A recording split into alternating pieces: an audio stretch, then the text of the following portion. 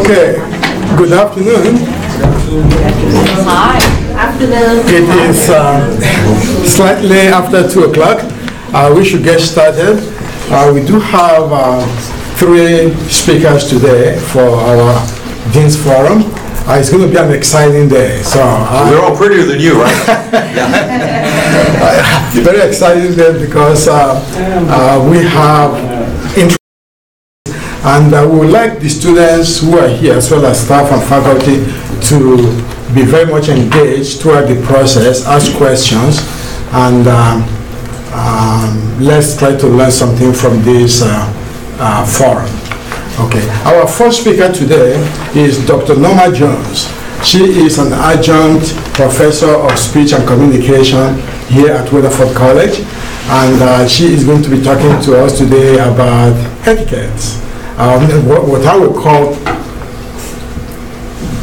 cross-cultural communication, so we can know how to behave in different settings, domestic and foreign. Ladies and gentlemen, Dr. Jones. Thank you, sir. Hi. Hello. How are you? I do have candles, but I didn't bring enough, so I'm going to ask folks to share if y'all don't mind. So if you wouldn't mind passing half of those back. And this one. Thank you, sir. And my apologies, we're having technical difficulties, so I'm a little more tethered than I'd like to be.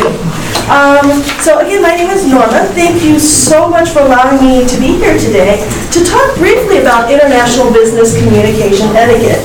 And at any point, please stop me if you have questions, if you have other experiences to share. Yes? All right. So let's get started. About, what's etiquette?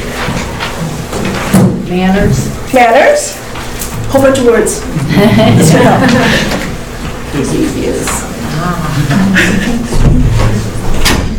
Manners. Rules. Behaviors. Polite. Being polite. Did your mama raise you right? Right? Okay. So, it's, definition is, it's a code of conduct. Okay? When we should behave. Right? So what happens when we break those rules? Huh? Get yelled at. Yeah? What do we think about this dude? Huh? Get kicked out of the group. Get kicked out of the group? What kind of judgments do we have about him based on just one picture? Uncouth? Huh? What? Disrespectful. Disrespectful? Greedy. Greedy? Bad manners? Right-handed. So what's the issue then about etiquette is if we break the rules, we get judged negatively. This might be the nicest dude in the whole wide world, right? But just on this one thing, it goes negative real quick. Okay. And what if this were part of a business interview? Wow. Okay. And actual thing that happened. I was bidding out a job for Viking Ranges in Mississippi. And we had a whole bunch of subcontractors there. And one of the camera assistants, I'm in media production, one of the camera assistants started eating before everybody else's food got there. That company, entire company, got pushed aside because of one camera assistant out of 40 people. Okay? Not just him, but his entire company got judged. So this kind of stuff is kind of important. So in other words, are you communicating what you want to be communicating? And so in this short talk on etiquette and competence, It's about knowing the rules and as well as when to execute those moves, right? In other words, it's about, do you have the right tools for the job and when to use it? Okay, I know that works so good. I need a screwdriver or better a drill. And the goal of this is to help allow for broader opportunities. We're in our own little fish bowls. We don't know. We don't even know what's out there until we can, potentially get other opportunities. And especially we're getting more and more globalized. So there are a lot of countries and customs out there. I'm just going to focus on two, mainly Chinese and Japanese, short time. And first we'll start with gift giving. Okay. What can we give people? Pretty much anything. Socks, doesn't matter. Have you seen people just give a gift and you kind of toss it across the table? Gift bags, it's okay. Wrapping is kind of Okay, not so much. Chinese gift giving, a little more formal. I actually have to refuse it 3 times on a formal basis. Yes. Right? Yeah. Why? To show that you're not overly eager to accept it. Right. And even in my country, whereas Grenada, in the Caribbean, when you're giving gifts at the birthday party, you're not really supposed to open it there. Right. Otherwise, we don't do that, right? Open it at the table? No. Okay. So the 3 refusals. No. This is really too much. I don't even know what's in the box. Right? Okay. Or, you're too kind. Thank you for doing this. Okay? And the 3rd time is, thank you so much, I'm most unworthy. Okay? And it's not because I'm trying to put myself in a one-down position. It's because I'm trying to show you respect by saying, thank you so much for going out of your way to get this for me. Okay? So this is why you don't want to show up in a gift bag. The pair of socks and throw it across the table. Okay? Not that socks aren't good. Those are really cool. So now, as the gift giver, this is a small token of my esteem, right? A small token. It might be unworthy of you. Okay? Again, it's to take that one-down position to show your respect for the other. There's other things too that govern gift giving. Okay? These are 4 things that one cannot give in Chinese cultures. They are anything in sets of 4s. Because in Chinese, 4 is si, and to die is si, right? It sounds exactly the same. So if I'm giving you 4 of something, I want you to die. Okay, that's the implication. Watches, okay? Or a timepiece or a clock. I'm giving you time. And it's also the Chinese word for that is the song zhong, which is a funeral rite as well. So it's a homonym. It sounds really close. To give shoes, okay, is xie, which is also another word for evil. Okay, so one does not give shoes. And the very last one, Swiss Army knives, anything with a cutting edge, scissors, knives, anything sharp, it's because it's an instrument of violence. Right? At the dining tables, if you ever go to a traditional Chinese restaurant, there's no knives. Right? Why are there no knives? It's a weapon. Okay? And it is an instrument of violence. And food should be prepared in a way that you don't need a knife. And here's a little trick. If you ever see this happening, is if a piece of food is stuck to another, right? Like a sushi roll and the seaweed is still stuck, you're actually supposed to help them, and that's a test. Sometimes people will cut food a certain way, and if you show your willingness to help them, that's a test of character. And I actually got a business deal that way when I was in China. I helped someone out with a piece of chicken. Next thing you know, I got a sweetheart deal in terms. So we do watch out for things like that. Next, business cards. How do we hand out cards in the U.S.? Here's yours, here's mine, right?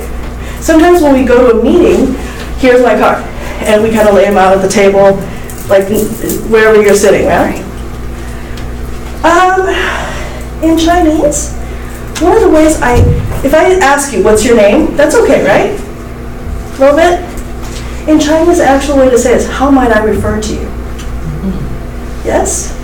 I'm not only asking for your name, I'm asking for your title. Okay? What is your relationship to me? How should I refer to you?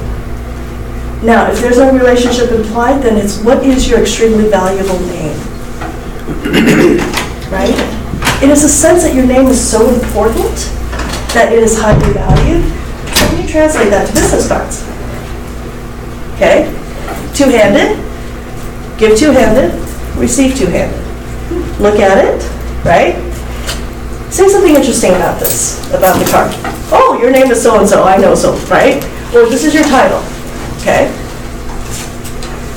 And then, stick it in your back pocket, right? Put it somewhere, maybe in a card holder, okay? So when you see something like that, there's all these rituals involved. And when you receive the card, you do the same thing. When you hand off your card, two hands. Let's address time. Oops, wrong card. Okay. We're okay starting 5-10 minutes late, meeting, friends, 15, half an hour with a text. Yeah? Wow. Job interview, better be on there on time. Okay, but normal meetings, we're okay with like 5-10 minutes, right? Okay. In Japan, you're early or you're on time. If you're a minute late, you're late. You're late. 1 minute. Okay? In China, you have maybe 5. Maybe. So, when you know these rules, it's a little easier to play with those rules, right? So I know if I'm in Japan, I'm 20 minutes early to everything. Okay? I'm just going to sit there and wait. My brother-in-law, before he married my sister, his family's from Iran. And anybody know about time from Iran?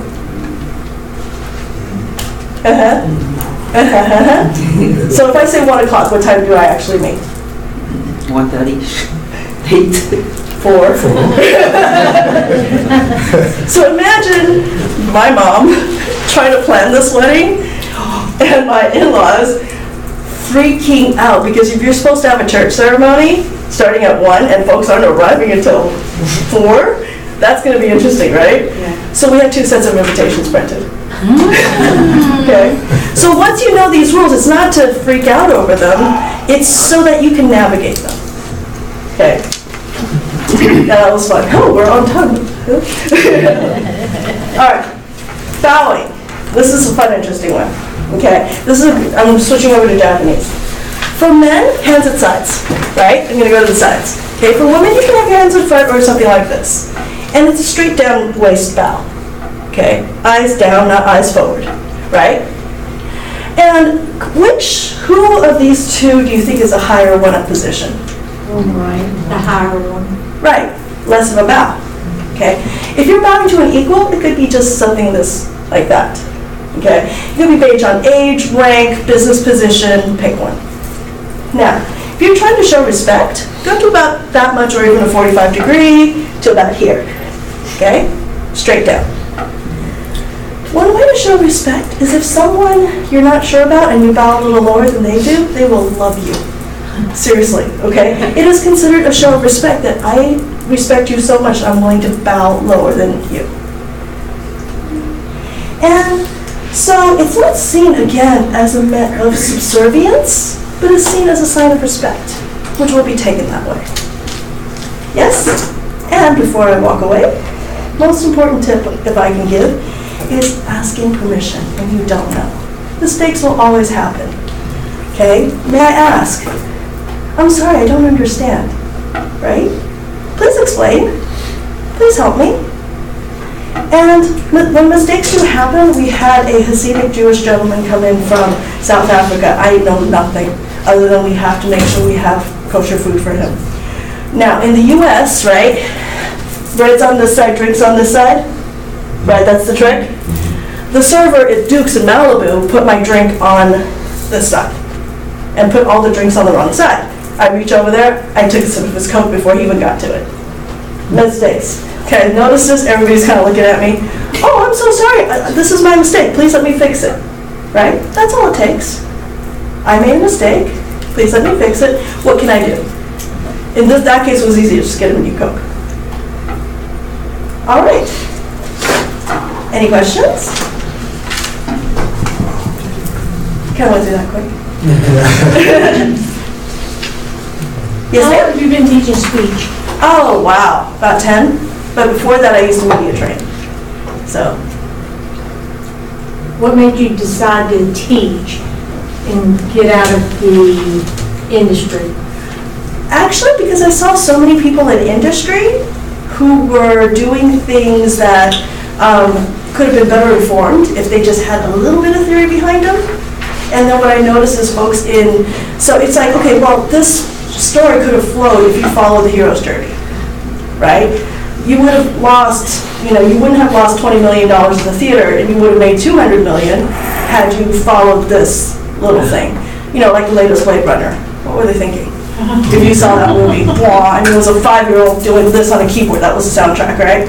So did you even think about music? Were you timing the music? Just little things like that. So that's kind of why I got involved. Going once? Going twice. Thank you very much.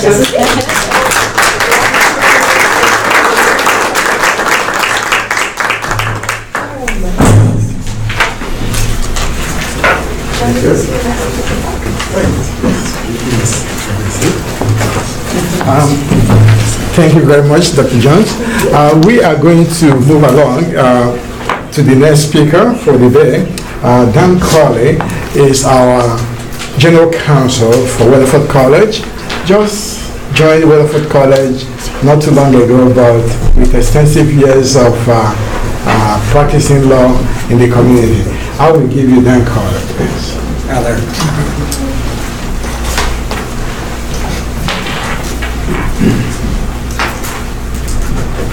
I think I heard him say that. Oh, do I need to switch over? Did you use this? You did this? No. Oh, okay. All right. I have some notes here, but I'm not going to let you see the notes. I'm going to skip over something. I think I heard Dr. Ebay mention that I'd practiced law for 50 years, and I graduated law school when I was 7. Yeah. I'm not as old as you think. But I've been associated with the college for a number of years. I represented them as their attorney, as outside counsel, and then the school was kind enough to invite me to come be the in-house as opposed to the out-house lawyer. I accepted, and quite happy to be here. Education has always been something that I value for myself in terms of trying to be a learner for all my life, and being able to participate in the process I find very rewarding. In this very classroom, I taught government for 2 semesters, and the thing that I like to relate from time to time is that I came in that door there and was walking down this slope, and the class was already here, and I was walking with great purpose coming down that hill, and the song, "You're So Vain," came to mind, like I was walking onto a yacht. I was coming down here to take control. Those were challenging months, and I learned a lot of things, not the least of which is that it's not easy to teach community colleges when you've got 140 students thereabouts to be responsible for. It's hard to do what you consider to be the right thing, to do justice to those many individuals. I remember one of the first classes for each one of the sections, I said, I'm not going to be able to learn your names. And it could be that if I see you on the campus, I may not recognize you. But if I don't speak, it's not because I don't love you. There's just too many of you. So forgive me. Rather, like the etiquette thing, I ask for forgiveness in advance before I make offense. 3 things I'm going to talk about today. One's going to be the presidential search. The other is looking at our board of trustees. And the last one is we're going to talk about the activities going on in the workforce area. The presidential search, we engaged a procedure that's driven by regulations to you go out and present request for proposal, accept proposal,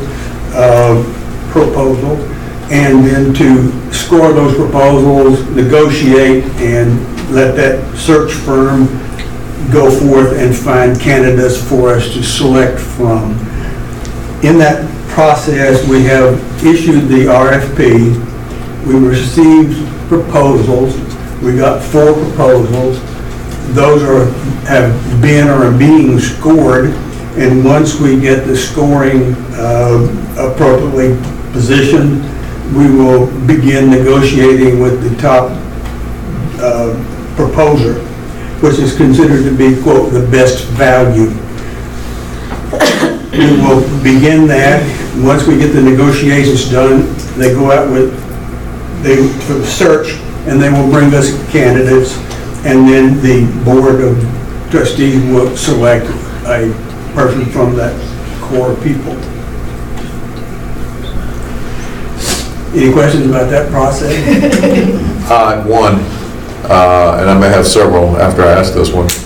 So, after you choose the search firm, or as I'm calling it, the firm is going to do the search, who is putting the parameters on how many candidates we're going to look at, or is that unlimited? And who's putting the parameters on how many finalists we're going to accept?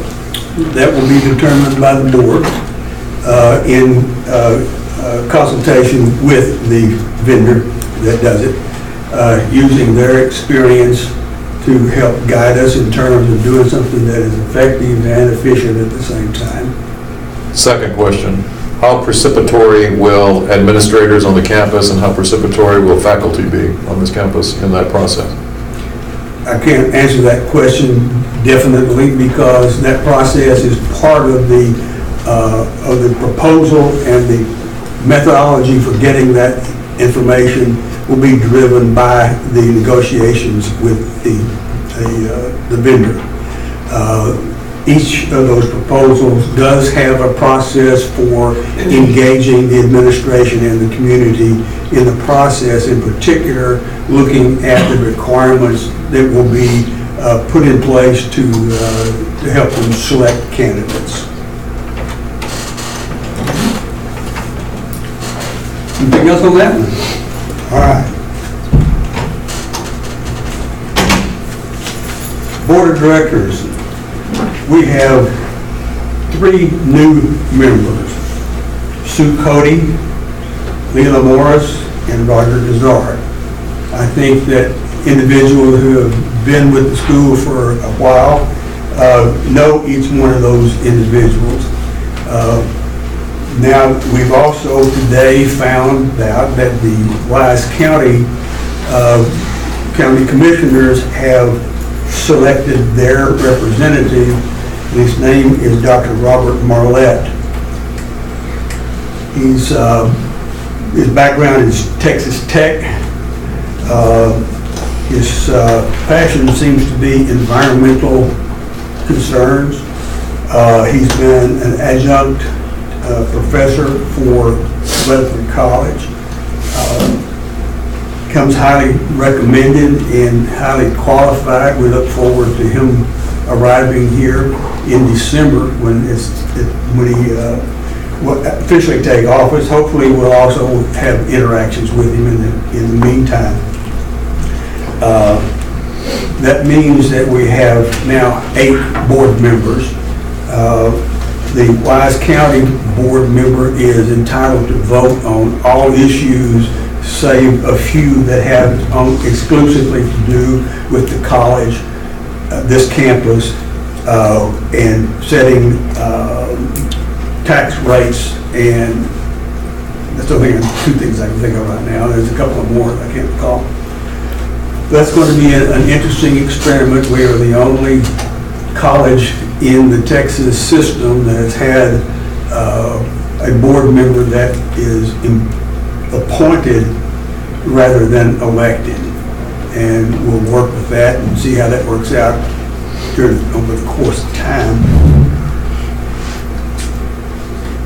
Any questions about that? Can you spell his last name, the Wise County appointed attorney? Can you spell his last Robert name? Marlett, M-A-R-L-E-T-T. Thank you. That was an easy question. Could you arrange for the 4 new board members to come before the forum, maybe sometime next month? I will make an inquiry. As general counsel, I have absolutely no power. They do what they want. I do what they tell me. All right, Shirley. Okay, workforce. There's a number of things happening in the workforce area right now. Some of you may have attended the superintendent's meeting. I know Dwayne did. There was a speaker at lunch named Alfonso Solis, goes by Al Solis. He is the general manager of the Weatherford Aerospace Company. I don't know if any of you know about Weatherford Aerospace. It's a very interesting company that does interesting things. They work in the aerospace industry. They fabricate parts. They make parts. They use rather exotic etching in order to lighten the materials that go into high performance aircraft. They have testing procedures they go through that are pretty esoteric. Just a really interesting company. Al Solis is an individual who has a particularly interesting history. He spent several years in Mexico where he was in charge of a maquiladora that moved American jobs from America to Mexico. And he did that, as he says, very well. He got to be really good at it. And then he tells us about, I almost like being on the road to where Saul saw the light and became Paul. He had an epiphany that he was exporting jobs from this country to another country, and he thought, I need to not do that anymore. So shortly after that, he came to the United States, took up another job. The story he tells is again interesting. He said that the new job that he went to, they said, we hear you're good at moving jobs from one place to another. And he said, yeah. He said, we want you to move some jobs from Illinois, I think, to Texas. He said, I can do that. So he moved them down. He was very proud of doing that. Mr. Solis came to my attention through Phil King, our representative, and I had lunch with him, and he was talking about his history, and he's talking about how he believed in certain things, not the least of which is that it's very important for us, in order to do what needs to be done for the future of our country, to train people to work, train people to have the technical skills to get meaningful jobs without necessarily getting a 4-year degree. And so this is his passion. He offered us something I thought that was very valuable. He offered to go into the business community and proselytize this idea and get us partners, people who would be willing to participate in a workforce program, meaning their time, their money, their support, because they view that as to their advantage, because they're the ones who need to employ these people who get trained. The other thing was that looking at it in terms of a demand side process as opposed to a supply side process. Just because you train a group of individuals doesn't mean that they're going to go out and get meaningful jobs. You know, if the process it tries to predetermine what jobs in what places are going to be available, then you can train to that. Now, there's a long way between here and there because this could be quite an ambitious program. It would take a while to put into place and it would require a considerable investment not only from the community but from the college in terms of being ready to receive those partnerships and to actually transact business in such a way that we don't squander an opportunity to have that kind of community support. The other thing that would bring to your attention is that there's an organization called the Parker County Economic Development Council. That's made up of a group of businesses in Parker County. It's not sponsored by the city, it's not sponsored by the county or the state or anybody else. These are private business individuals who are interested in finding new businesses to bring to Park County. And my conversations with them has been aimed at demonstrating our support whenever they're recruiting new businesses to be there and say, yes, we're on this program, yes, we're partnering in this, yes, we'll stand ready to train so that you'll have a success when you come to this county. That meeting that I spoke of earlier about with the superintendents, principal, counselors showed up for a meeting Friday. And part of that was an opportunity to put into the minds of those three segments from all around the 5 counties that are part of our service area, the idea that we're looking for partnerships and to make those partnerships work. Inviting them to think in those terms and to join us in creating partnerships and energy and progress for workforce training. That's it. Thank you. Any questions about that?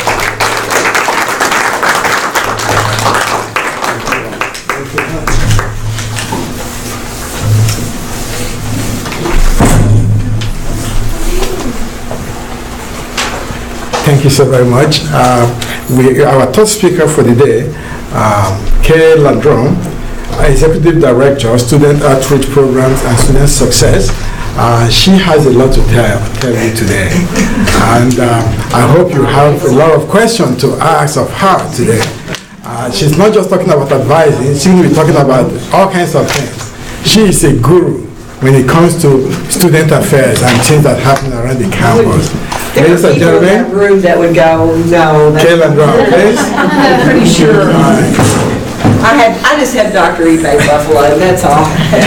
But thank you, Dr. eBay. And now, in fact, Dr. eBay said, I asked Dr. eBay, well, so what do you want me to talk about? And he gave me a list, so I'm just going to operate off the list, Dr. eBay. But yes, I'm Executive Director of Outreach Programs and Student Success, and I'm Foster Care Liaison. Now, that's a new title that some of you may or may not know that I possess. And that was, and a job was one of those that, you know how it is at the college, they pick up the phone and Dr. Eaton picked up the phone, he called, he goes, oh, Kate, by the way, I want you to do this. So what do you say? And that comes under other duties as described. That's fine. But anyway, actually this is a very meaningful thing for me for a lot of reasons. But number one, we are seeing a population of transitioning students coming out of foster care, aging out of the foster care system and coming into the educational system And there are many, Texas, believe it or not, has done a very good job of providing services and an overarching method for helping these young people to transition into adult living. The problem becomes those overarching services stop at the door of our institution. And so who helps those students? Well, I would just say, oh, it is I, but that is not true. It is a village. And the beautiful thing is that when several of the people, including Dr. Welch and Adrian Trinies and other concerned individuals on campus, learned that this was my new title, they came to me and they go, listen, we want to help. And it sort of burgeoned. They came aboard. I said, okay. So I started emailing people whom I thought might be interested in either serving on our little ad hoc committee or at least knowing about what was going on. And Dr. eBay, by virtue of his office, you know, he needs to know everything that's going on campus, so I invited him. And we really had a great response, but we had a representative, Faith Stifler from Housing. We had Doug Jefferson, who is his Associate Dean of Student Development. We had John Turntine, who is our Career Center Director and Student Life and Transfer, and John plays a very important role in that. Then we had these interested faculty members. We had someone from the business office. And so we had a fairly good representative group. And it was just amazing to me.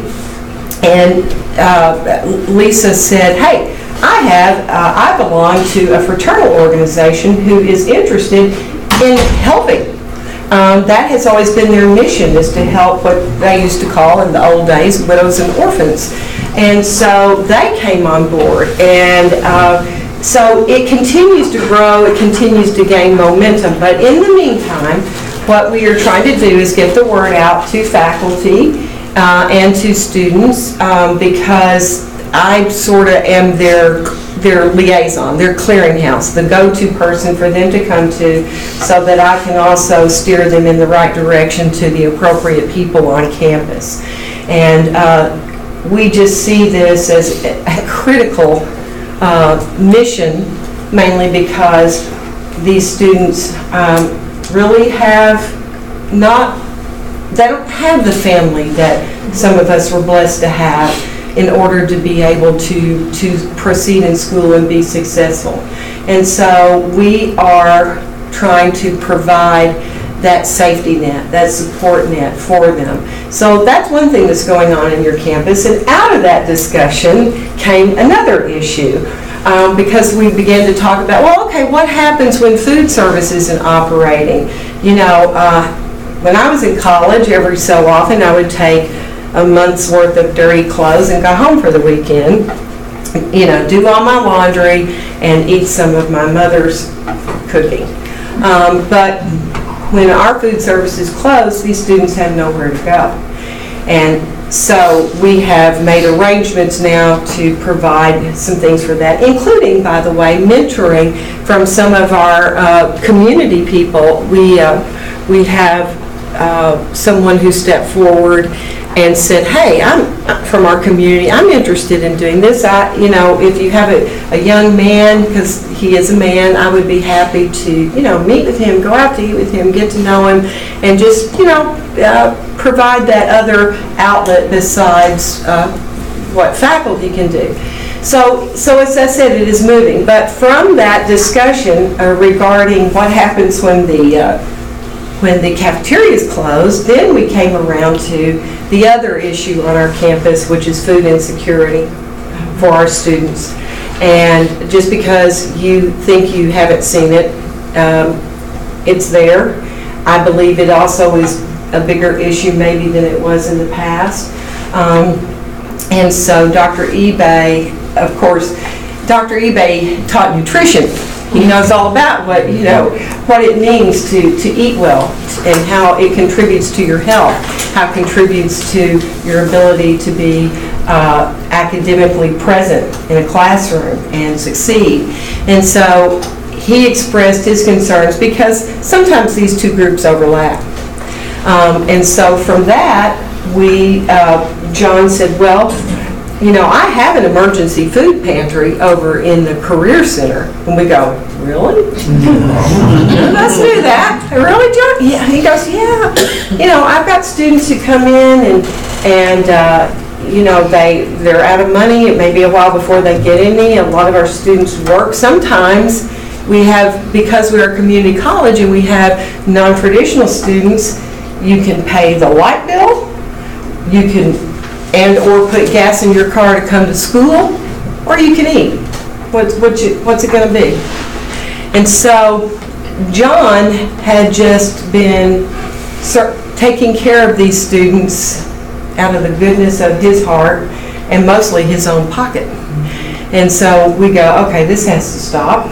So we went and visited with Brent Baker, and we said, yeah, okay, could we, when we have special events on campus, instead of saying, oh, bring a bag of dog food for the animal shelter, not that I don't think we should feed our pets, but I really think our students should come first, could we make a list of items to be contributed? So we're doing that, but we also want you to know that it is there if you have things that you want to contribute. If you are a student who needs it, or if you have a friend who needs it, who's in an emergency situation. And the reason that I say emergency is because John was telling me the other day, he goes, the cupboard is just about bare. And the reason the cupboard was just about bare was because John was giving food to two of my foster care students whose educational training voucher money has yet to arrive. And so he was literally keeping them fed. And I said, okay, time out. We got to stop this. We have a situation where a student can go to Doug Jefferson. He has our counselor, Phyllis Tiffin, who will work with the student, take them down to Center of Hope, help them initiate the paperwork so that if this is a chronic and ongoing problem, they can go there regularly and get food from Center of Hope and Manna. But we still have this emergency pantry on campus. The other thing that we initiated is a voucher program whereby if a student needs a meal and they're recognized in your classroom as being hungry, and it's probably not too hard to tell sometimes who is, and we want you to spread this word among other faculty members so that they're aware. They can go to John. All he's going to do is give them a little ticket. They go through the cafeteria line when they're here on campus and just give that to the cashier. Nobody has to know.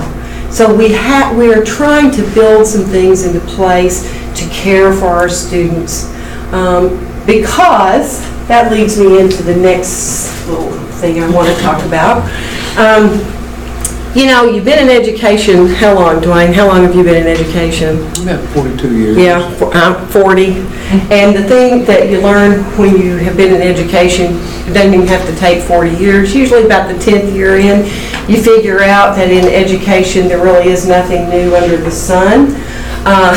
We like to, we create new words for doing the same old thing. But the big move afoot in education, or in Texas these days, is called guided pathways. And we were sitting in a meeting discussing this. Dr. Cantrell has put together a group representative across the campus of faculty, administrators, and others who are going to this meeting to learn about guided pathways. And we started looking at all the things that they're interested in knowing about us, about students. And I just said, well, in 25 words or less, this is nothing more than holistic advising. What's holistic advising? What we should be doing. And when I say that, people go, there's not enough hours in my day for that. We don't have enough time for that. Well, yeah, we do. It's just how we're going to choose to go about it. And I'm not going to talk about the math pathways part of guided pathways because I believe Mrs. Brown is going to address that in the next meeting after you come back from the guided pathways meeting. But I will tell you this. Dr. eBay, and Dean Indy and I suffered through a 2-day meeting regarding House Bill 2223 and this math pathways. Because you all are the problem. You are the problem. You are not passing math. What's the matter with you? So we're going to try to improve that. We're going to try to look for ways to improve service delivery, the way courses are delivered to you. Obviously, we've got to ramp up our advising. I got a list last week from Shirley Brown. She goes, these students should not be in this class. Why are they in this class? Now, let me tell you something. That is your responsibility, because if you tell me you want to be an engineering major, you're going to go take algebra, trig, calculus 1, calculus 2, and calculus 3, okay? If you change your mind in the middle of the semester and decide that you're going to be an English major, that's not the math you need, but don't blame that on me because you told me engineering. So we have some of that going on, and it's a matter of educating our students. Let me tell you, when we're talking about guided pathways and holistic advising, this is what we're talking about. Looking at, the whole student. What a novel idea. Career guidance, and more than just guidance, because a lot of you come in not knowing what you want to do. Helping you, and that goes back to the superintendent's meeting the other day, and again, this is all related because we have to do a better job of letting students explore the avenues that they have for careers and what is going to be the best career of choice for them, whether it be require an academic degree or a technical training. So that's one aspect of it. But how many of you students, when you were advised for this semester, were asked by an advisor what you plan to major in? Okay, but not all of you, right?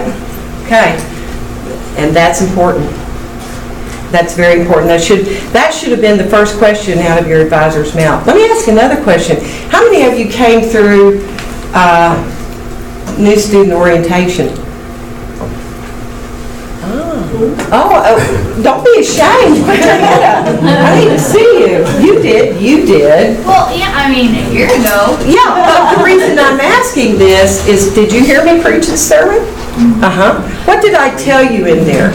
That if an advisor doesn't ask you the right question, what are you supposed to do? Yes. You ask them, or you provide them with the information which can help them help you. So that's one aspect of it. The math pathways is another aspect of it. Taking care of, looking at the student's situation, traditional, non-traditional, family, working, how many hours are you working? That's important. Looking at the whole student, taking care of the whole student. So again, this is nothing new under the sun. It's just that we have pockets on this campus who do that. When I talk about outreach programs, student support services, one of our TRIO programs, that's how we advise every student who comes through there. We look at the whole student. We look at everything that's going on with them. We make them produce their high school transcript. Oh, are you strong in math? Yeah, I'm pretty good at math. Well, your high school transcript says you made a 77 in Algebra 2, so maybe we need to rethink this. There are many things, many aspects, but we just need to formalize the process. And the other thing that we need to do is educating students to understand that it's an ongoing process, that it is important. And so we're going to be working on that. That's what we're up to. Let's see, Dr. Ebay, anything else? You're on track. And chugging along. I could talk about appropriate advising all day because those who work around me hear me go off on my little rants occasionally about how we don't always do right by our students. And so we need to fix that. We're going to do our part. I need for you to do your part. And that is seek advising. The other thing, the other aspect, that was the thing I was about to forget.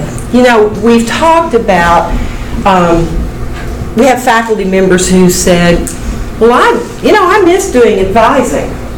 Well, yes, but here's the problem.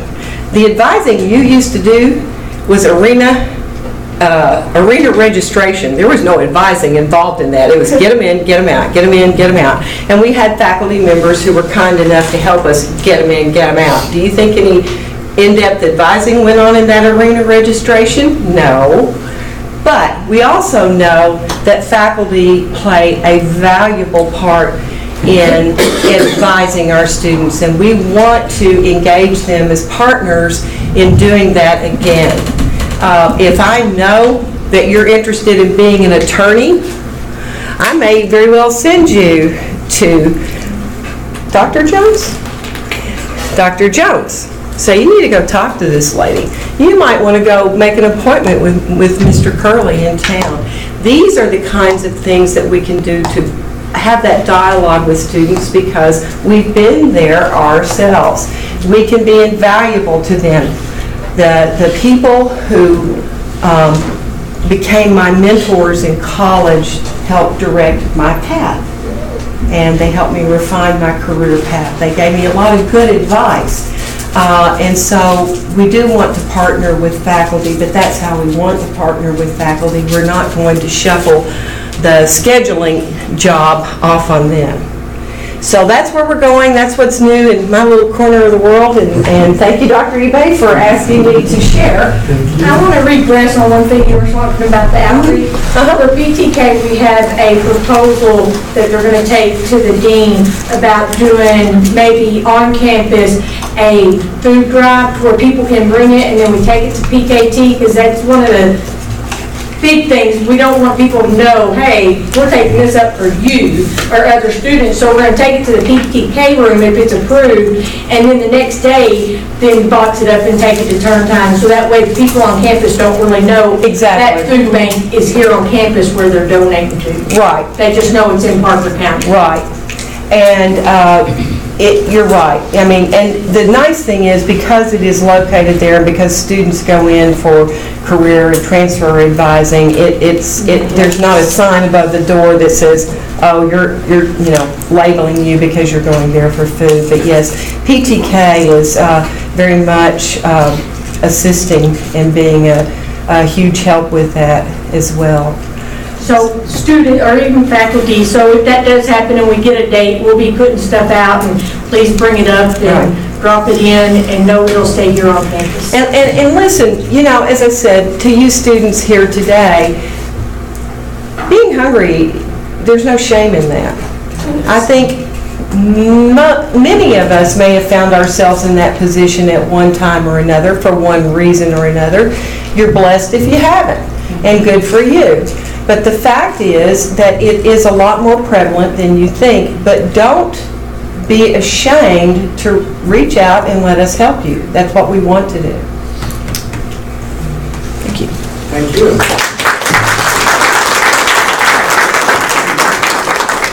Thank you so very much.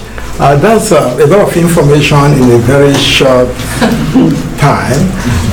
We still have a few more minutes left. Let me say, just on a quick note, the food drive that you are proposing, that's a welcome news. You can proceed with it. I would say that if different organizations around campus could do the same thing, that's a plus. We welcome that. And let me also say that let's take this holiday season that is coming up, and let's say to ourselves, I would like to feed a student that is hungry on campus. And if you want to do so, you can seek out Mrs. Landrum, or you can see John Tontine and make a donation to feed a student during this holiday season. And the other part is not just for the student, not just coming to Weatherford College saying you are here to take your basics. You could be taking your basics and the basics could wind up being 6 years, 7 years, and you are not done taking your basics. What we want to do is to guide you along the right path such that when you come here, somebody will select your courses for you, direct you in the right program, and then you can transfer seamlessly to another institution and complete your degree in 5-6 years, and you are done at most. And that's what we are looking at, instead of spending endless time taking classes in the cafeteria method, where you come in today, you're taking college algebra, then tomorrow you're taking business math. You don't actually know what courses you're supposed to be taking. So by seeking proper advising, you'll be on the right path to success. So again, the next forum, the last forum for the semester, will be the Monday after Thanksgiving, and by then we should be back from our conference on the guided pathway from San Antonio, and Ms. Brown, the department chair of mathematics, she will have a lot to tell you when we come back. And of course also I will invite a lot of other gurus on campus, people like Mr. Lee Butler over there. He's our number cruncher, so he's going to tell us about numbers, how well we are doing, and how well we want to go. So if you have questions, forward your questions to me. As students, we want you to be more engaged in this process. We thank you for showing up today. And again, remember, if it is the last Monday of the month, it is the Dean's Forum. Thank you very much.